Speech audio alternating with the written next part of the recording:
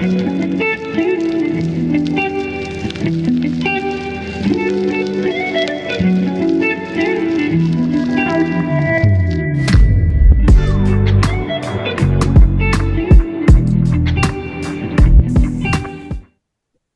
up, YouTube? Ski? What it do? Ski? We are back once again with a special interview. Yes, we are, and we would love for you to introduce yourself.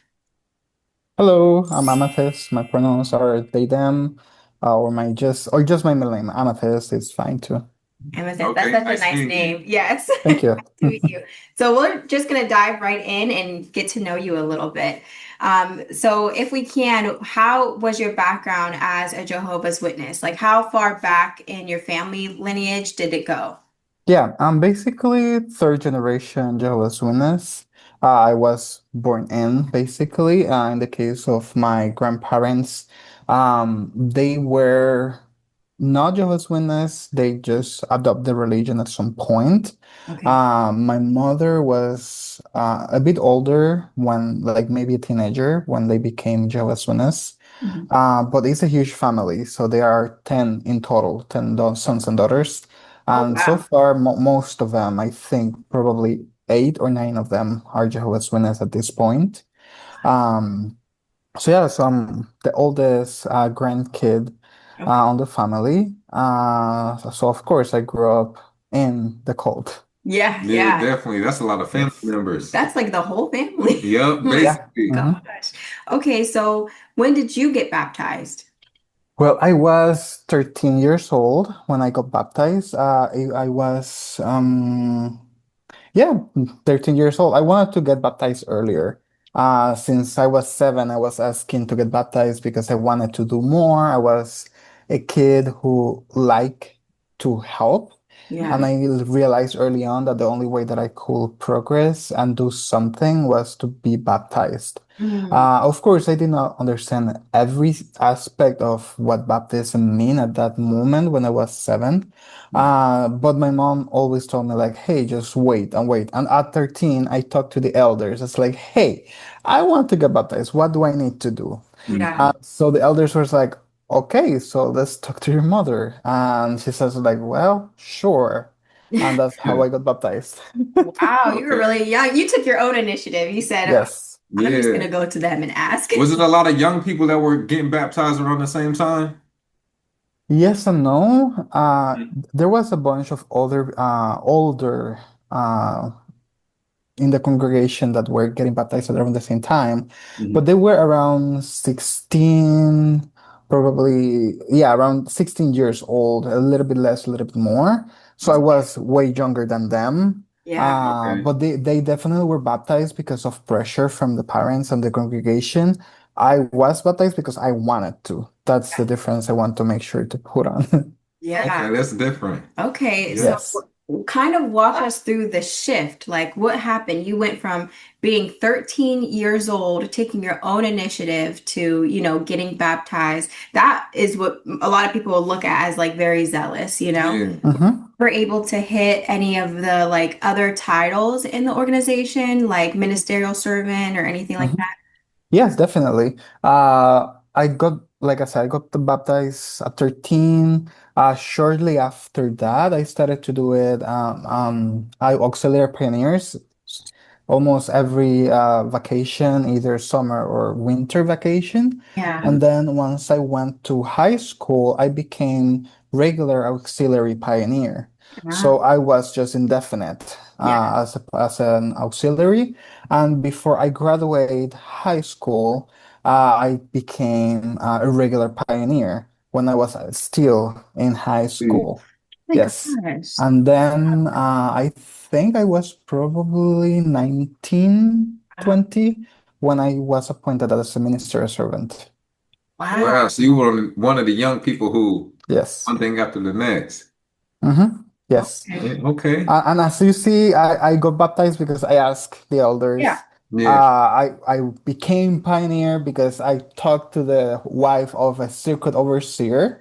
Yeah. And I said like, hey, I want to do this. And she was the one who gave me the application to Yeah. become a regular pioneer. I have always been a person looking forward to growth.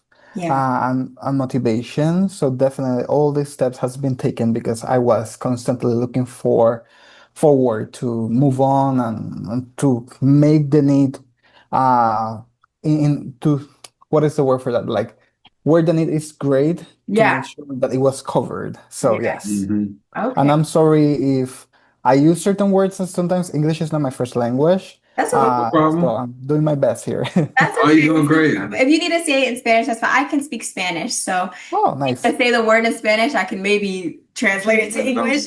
Yeah. Yeah, because sometimes, it's funny because I also, when I was growing up, I also learned sign language at some point and I was fluent. Yeah. And then I have sometimes a mix in my head in between Spanish, English, and sometimes sign language. And I will forget something and it's like I need to sign it to remember Yeah. it. So yeah, Yeah. it's very funny how sometimes it happens. Did you do sign language Kingdom Hall? Yes, Oh, I cool. started learning sign language when I was probably 7 years old. A brother of the congregation of sign language visited my families. He was a friend of the family. And then I got in love with sign language. Have in mind, I only visited from time to time, but Yeah. they gave me some of the DVDs on sign language. So I will sit, Remember that. read the publication, watch the DVD, and then it's like, this sign must mean this. And I basically self-taught sign language based on the DVDs. When I was able to go to the meetings in sign language or the assemblies from time to time, Mhm. I was able to understand pretty much everything and have conversations. So yes, I kind of self-taught sign language. Right now, I have forgotten most of it, to be honest, Uh-huh. Yeah. because you don't practice it, you forget it. But yes. Okay. Okay. Okay, that's neat. Amethyst, what I noticed that's good about this interview, a lot of people who are still Jehovah's Witnesses watch a lot of these and Hmm. they hear somebody that was forced to get baptized or forced to do these things. And that's Yeah. kind of an excuse like, see, they never were serious, but it's good that you brought up, as a kid, I begged to get baptized. I got baptized at 13. I became an auxiliary pioneer, a regular pioneer, a servant, sign Yes. language. Like you, You along the wanted way, you to. wanted to do Mhm. everything to the fullest. Yeah. Yeah, and actually, I was a publisher between 4 or 5 years old because I wanted to go preaching. And I will go by myself, go down the street to take a ride so I could get downtown. It's like a 15-minute, 20-minute drive from the place I used to live to downtown where people will meet to go preaching. And I will do that every weekend because if my family did not want to preach, I will go by myself. And have in mind, I was 7, 8 years old by Yeah. myself all the time, Yeah. just because I wanted to do it. I was always very zealous in that sense. Okay. And I even went to an English congregation too, Yeah. and I Mhm. served there for some time. So I moved to the United States. It's Yeah. all over the Yeah, place. did Okay. it all. Wow, that's really interesting. So we've definitely gotten a feel of like what kind of witness you were. You were very zealous, very ready to take on any kind of responsibility that they threw your Hmm. way. And you Yeah. were actually, looks like you were searching a lot for the opportunities to be able to grow. Now, Yes. Mhm. okay, how old are you? Right now, I'm 33 years old. 33. Okay. And how long have you been out? Okay, it was in between 20, I think it was around 2021 when I finally woke Ah, up. So okay. maybe 3, 4 years around there. Okay. Okay. You have to walk us through this shift. Like what Yeah. happened? Yeah, like what were some things along the way? Because like you mentioned, you were very zealous Jehovah's Witness. Was it anything that you questioned along the way? That's a good question. Yeah. Yes and no. Okay. Let me explain. Me being a Jehovah's Witness, I will constantly read the Bible and be very focused on everything, applying everything. Every magazine that will come, I will read it like Mhm. on point all the time. And something that made me start questioning everything was at some point, I felt that I was anointed. So there's another surprise for you guys there. Okay. Yeah. And I actually partook in the memorial at some point of because it was like I do feel that I felt the call. Yeah. And something that started making me question was when the elders uh saw that I partook on the memorial, they start questioning me and they tried to convince me not to partake anymore. Oh, And they were very insistent in that I was probably mentally ill of sorts because I was partaking in the memorial. And that's when I started to have doubts. mhm. And that happened when I was still probably early 20s, late teens when Yeah. that happened. That goes against everything that they always say, right? Like Mhm. everything that they teach us, because how is it that you can tell somebody else that they're not, of the anointed if what you guys are telling us is that they feel a calling and they know because God talked to them or whatever the case may be. That was always something that I questioned. Like, Yeah. how do people Mhm. know? We had an older sister in our Kingdom Hall that would partake, and everybody looked at her crazy. Yeah. But I remember my uncle saying, well, we can't say that because that's between her and Jehovah. But it's a normal thing that even though that's the rule, a lot of people look at people sideways and they watch true. everything you do to be able to judge if you're worthy of, being anointed. But like you That's true. said, you weren't just somebody who was hit and miss at the meetings and wasn't going in service. That I can understand if they started to question that, but you're doing everything by the books from a child to an adult. So how can they What can question they it? tell you? Yeah. Yep. Mhm. That's true. Absolutely. Okay. So those were the questions that they were trying to convince you not to partake anymore. Yes, yes. And actually received pressure from my family. So the next memorial, I was not able to partake from the service because they were immediately telling me, do not even think about it. And they were mad at me. The brother who was giving the emblems, uh, when he gave it to me, he did not even wanted to give it to me because he was afraid that I would partake. And immediately told me very close, don't do it. When Oh, he passed on the emblems to me, I was like, wow. So I did not partake after that, but my publisher card always said anointed. And I never told them that to change it. I kept it as anointed. Even when I moved to the United States, my card says anointed. So yes. wow. Okay. So That's crazy. that is crazy. I do have a question. Like, what is it that I've always wanted to ask somebody this, but like, what is it that you felt that made you feel like you were of the anointed? I am going to answer this because it's very much related to what I believe now. Okay. I have always been a person that has been very sensitive to everything that is around me spiritually. Hmm. Okay. And I have always felt spirits. I have always felt presences. I have always had Mm, a connection with nature. yeah. And this zealous connection with the cult also was bringing up me this belief system that was kind of like making step by step, putting me in a position where I was able to feel this distinction. Yeah. Uh, and I know some people might call me crazy, but at some point I was even able to see an angel when I was in the Kingdom Hall. Yeah. Hmm.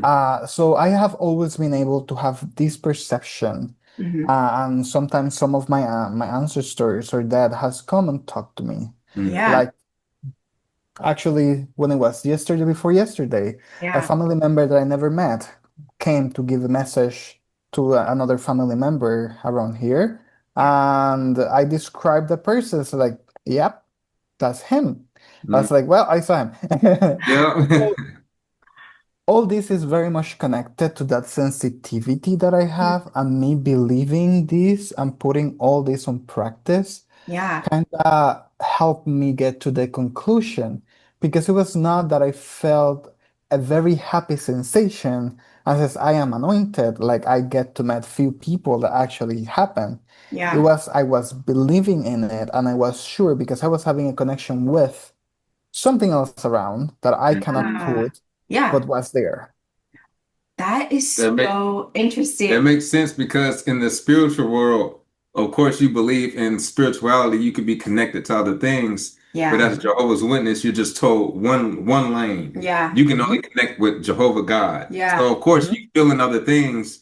You're not aware of anything else besides this one Hmm. deity Yeah. that you can speak to. So That makes sense. That's so Yeah. crazy that you even say this because, like, my family lineage, they're very sensitive too spiritually. You know, like my grandma, um, she has always been sensitive in that way, not necessarily seeing things, but she can feel them, you know, like she knows when a house has some heavy presences there. You know, she can feel Mm-hmm. that. And it's kind of passed down, like down the line, where I feel like if you're open to it, it will allow itself to present itself. You know, Yes. even you with your dreams, you're always having dreams of people who have passed on, you know, and it'll be like totally vivid and all Hmm. things like that, you know? Yep. So I really appreciate you describing how it is that you came to that conclusion. And Yeah.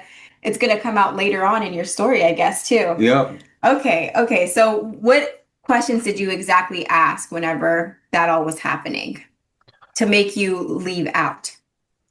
Um, I have ADHD, so I am trying to put what your question is about connected to what subject because we have talked too many things.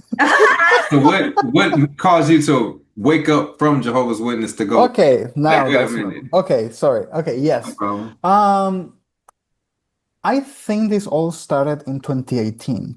In 2018 was the first time I got this fellowship. Mm, Uh, I always knew that I was different since I was five. Like always knew that I like guys, that I felt different, and I was really never able to be myself, of course. At mm, 17, uh, I had to kind of come out to my mom because I went to an adventure with another male in Mhm. the area, and I felt too bad, and I went to talk to the elders. Nothing really happened with that person. It was just a touch and a kiss here and there. But I felt very guilty. So I told on myself, of course, because I was a good Christian. Right. So since I was still a minor, they kind of wanted to involve my parents. I was like, no way. I'll tell them. Uh, mm. and in my house, only my mother is the witness. My father is Pentecostal. Which one is the worst? I leave that to your imagination. Um, so I told her, and she's like, I always knew, just don't practice it. And it was for me like a punch on the gut because it's like I have always done my best to hide this because of fear, and you tell me that you always knew, but you have never supported me. So that was very unsettling. Mm-hmm. Anyways, move forward. Since that happened, I went back to the closet. I did nothing else until 2018. That's when I finally got this fellowship. Um, because of gay, can I say the word porn? Yeah. Yeah. Okay. Uh, Gay porn. Mhm. And it's fun that in both occasions, when I was 17 and when this situation happened, both were related because we're related to porn and then with someone. And the questions around that were mostly like, what type of porn did you watch? How Mm. people? For how long? Did you masturbate? Did you like that? So all these questions, and some elders even make jokes about what type of sex you like. Oh my God. Have in mind, most of this happened when I was 17 still, Yeah. and it was horrifying, to be Right. Yeah. honest. Right. That's where I started to collect the rocks to put on my shelf before it broke. Because for me, it was like, why all these questions? Why do they want to know if I watch an orgy? Or it Yeah. was just, it was disturbing. Right. Right. When I got this fellowship that first time, similar questions arrived. And this is the fun thing. I learned that an elder at that right particular moment was also caught watching porn, but he just got the slap on the wrist because it was straight porn. But since I was watching gay porn, I got this fellowship. That's And crazy. It's ridiculous. yes, and also I heard other things I should not say. Yeah, I better don't, just in case I don't want to get in trouble. But it's fun that I heard so many things because the elders will come to me and tell me stuff related to all this, and I will hear awful things. And Yeah. these elders will only get a slap on the wrist and nothing else. Right. Yeah. But because I was in the gay Mm. side of things, it's completely separate. That's when I learned that there is a hierarchy of sin, Mm-hmm. that you can be a child molester and you are not bad, but if you're gay, you are just under being an apostate. Yeah. Wow. And for me, it was the first time that I felt disgusted, not with myself, but with the way I was treated, Mm-hmm. because I felt disrespected. And I start having heavy doubts at that point. Mhm. But have in mind, I am at this particular moment not in Puerto Rico anymore because I moved to the United States to help in a congregation Mm. in Wyoming, Oh, uh, Right. far away yeah. from everything. And in that occasion, I was by myself completely, Yeah. Mm-hmm. completely. So I lose all the support that I had, and I even try against my life because I was like, what's the point if I don't have anyone and I cannot find support from people from the world because they are bad people? Mm-hmm. Mm. Because that's what they teach. And it was very hard for me to realize that all these were lies. Yeah. Because once I was in the hospital, I started seeing the goodness on these people trying to help me. Yeah. Yeah. And I was like, huh. Anyways, in 2019, I start asking to come back. And I have basically to beg for them to let me back. Mhm. Mm-hmm. Because it's like they are going to decide by Holy Spirit or whatever when the person is repented. But it's like who qualified them for that? Right. Yeah. Right. Because I have done all the changes I possibly can in my life, and you're still questioning me Mm. after this long for me to come back. When I was finally reestablished in the congregation, I I wanted to disassociate myself. I was like, I cannot deal with this anymore. Went to the meetings and I was start to seeing the bullshit Mm-hmm. Mm. through the meetings. I was like, this doesn't make sense anymore. Yeah. Yeah. And I start talking to the brothers and sisters. It's like, hey, I'm gay. I start coming out to them. Uh, And some of them will listen, some of them will like, don't talk to this, don't ever mention it ever again. And Mm. then again, the elders came and talked to me and says like, do not ever talk to any member of the congregation because they are not prepared to have this talk because they are weak. Oh. They are not strong enough. We, the elders, are the only ones prepared to talk about these topics. That was the language they used with me mm-hmm. Wow. to that extent. Yeah. Yeah. So for me, it was like, there's something wrong here, you Mm. know. I still went through it. So I was discharged in 2018. I got refellowship around September 2019, and in March 2020, I got this fellowship again. Oh my God. And exactly the first meeting that we came back on Zoom, like the first meeting on Zoom before Mm-hmm. the pandemic, and I got this fellowship then. That's when I started to letting myself question it. Mm-hmm. Mm-hmm. And I start investigating. I start digging on it, trying to find channels and stuff. I think at that time I was kind of in between physically in, mentally out, Yeah. because I was like in between both, and it was not a good sensation whatsoever. Mm-hmm. Because I was going to the meetings only to hear Armageddon is coming tomorrow, so I know I was going to be destroyed. Yeah. Yeah. That's the purpose that I went to the meetings for. Right. By I think it was March, April 2021, I went for the last time to psych hospital because situations happen and I was not doing well. And I talked to the nurse and explained my situation with the organization and family. And Mm-hmm. she said, something similar happened to me And what I did, I just simply disconnect from that group and I went my own way. Mm. And I was like, something? Maybe that's going to be helpful. So I disconnect completely. I stopped going to the meetings and I only watched the broadcasting for like a couple months Mm-hmm. Mm-hmm. after that. And then I was done. At around that same time, I was meeting with PFLAG, Parents of Friends of Lesbians and Gays, and they asked me in that small chapter if I was open to help them to plan Pride. I said, something? Sure. So around the end of summer of 2021, I was with PFLAG organizing Pride in the little town that I was in, Wyoming, which was actually refreshing Yeah. Mm-hmm. to do all this. I started to find channels like Lloyd Evans. At that point, also found the Germs YouTube channel, which helped me a lot. And start to finding all these LGBTQ XJWs Yeah. and their stories. And then it hit me, all the child sexual abuse.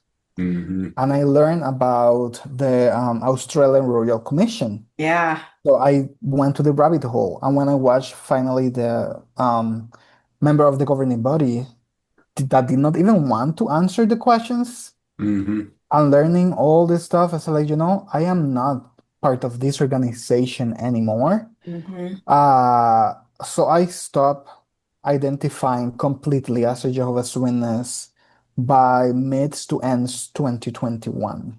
Okay. Um, so that's basically when I woke up.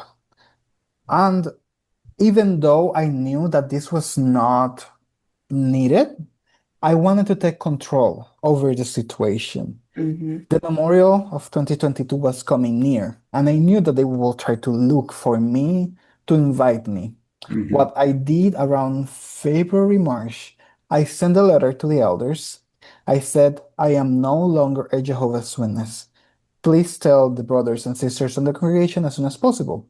And I make a list of all the things from child sexual abuse, from the things I went through, all anyways, everything I was able to put on that letter, I put, and I sent them in an email to them. Yeah. So yeah, that's for me was my way out and to stop them from reaching out because I did not want anything else to do with this organization. Yeah. Right. Uh, after learning about the child sexual abuse and all the things related to that. Yeah. Yeah. Wow. My gosh. So That's at a this lot. at this point, were you still in Wyoming? Yes, I was still in Still in Wyoming. Wyoming. Still by yourself. Now, how did Mhm. your family take it? Oh, it was awful. They was not happy about Yeah. it, of course. They they most of them cut me out. Some of them passively, some aggressively. Mm. And I was still having some connection with my mother at that point. But the last conversation was the last straw because she told me, I hope something bad happened to you so you realize how wrong you are.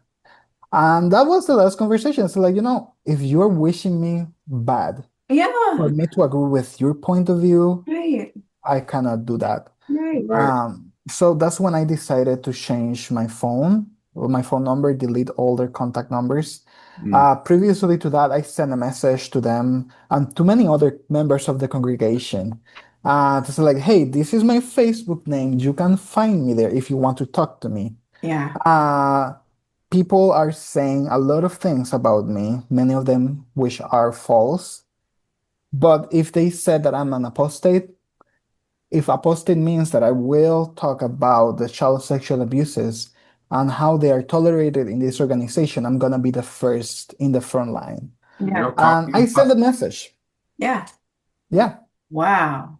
And that was kind of like I control the information. I was like, I am not letting my family decide what to tell about me. I'm telling everyone who I am. Yeah. I am out of the closet. I am not a Jehovah's Witness. I'm not letting them to control the narrative. I am the one. And Yeah. I sent that to many members in the congregation that I knew will tell others, just in case. Yeah. Yeah. That was a genius exit move. Yeah, Yeah. seriously. You could hear it right out of the horse's mouth. Yep. This is Yes. left. And then even leaving, here's my information. if you wake up down the line or get some sense, this is how to contact me. Yeah. Yes. Yeah. Smart. Oh my gosh. So which one do you think, because you got out of the closet and you left the Jehovah's Witnesses at the same time in the same text message. So which one do you think people were taking harder to? Probably leaving the Jehovah's Witness. Yeah. Mm-hmm. I think because even after talking to some, they did not really care much of the gay part of things. Right. They were mostly sad because I was not a Jehovah's Witness anymore. Mm-hmm. And of course, many of them were mad, not because I like guys, Mm-hmm. but because I'm under the trans umbrella and my presentation is a bit more feminine. Yeah. So they were more mad because of the transness Mm-hmm. than for the gay part. So Yeah. it has been a very interesting situation where I could see that they can tolerate someone who like guys Mm-hmm. but not trans, and they will feel more hurt if you stop believing than if you're gay and you can still believe on it. Yeah. Yeah. Yeah. That's That makes common in the organization. There were always people who were gay, but they were told just pray that Jehovah stops you from being tempted, Yeah. or just wait until the new system and Jehovah Will make you fix something. it. Yeah, he'll fix you. Yeah. But just stick around until Jehovah fixes you. I have something about that. That was the last straw for me also from the organization. Uh-huh. Stephen Led, he gave a talk and he mentioned about imagine a gay person coming in the resurrection and they have to decide to serve Jehovah for the rest of their life. Yeah. And for me, that was like, they are making this shit up. Yeah. Because For I have real. always believed that if I go to paradise, I am going to stop being gay. Yeah. I'm not gonna be part of LGBTQ anymore. Right. So you're telling me that I have to deal with it the rest of my life? That's not love. It's not Yeah. That's paradise. punishment. Yeah, that is. You're right. And you know what was so disheartening about that talk was he actually gave that talk just what was it, like months after or weeks after his nephew Mhm. passed away, who was also he ended up, offing himself because he was dealing with that. He was gay, Mm-hmm. and he was I talking learned about about that. And for me, it was like, I cannot believe someone can do something like that. yeah, Yeah. I was just very cold. mad. Just Mhm. cold about it, It's like he had to put forth like this is what I believe and I'm speaking for Jehovah. It was just ridiculous. And Jehovah didn't say any of this. Right, Like the exactly. whole paradise is just an idea that they came up with to sell people Yeah, to get you to be a Jehovah's Witness. But the thing is, they keep changing the rules on, all right, paradise is coming at this time. And right. then they Mhm. change the time and they change the rules Yeah, and they change what we might be able to do when we get there. But it's like, where are you getting this information from about how paradise is going to be and who can come if you keep changing the rules? exactly. My God. Mhm. Well, thank you so much for sharing that part. I think we want to know about how has your journey been like kind of coming out of all of this? How have you been dealing with it? What have you been, doing? But yeah, I would love to talk about that. You can make a chord here. I know there's like 5 minutes left here, Mhm. and I don't want to start talking. And then stop. Exactly. Okay, Okay. we'll How send you you want to do that? All right, we'll end this one and then we'll email you another link and then we'll pick right back up from here. Yeah. All right, so this is our part 1, and on part 2, we will get into what life is like now after getting out of this cult and finding freedom. Yes, with Amethyst. So catch us in our next video.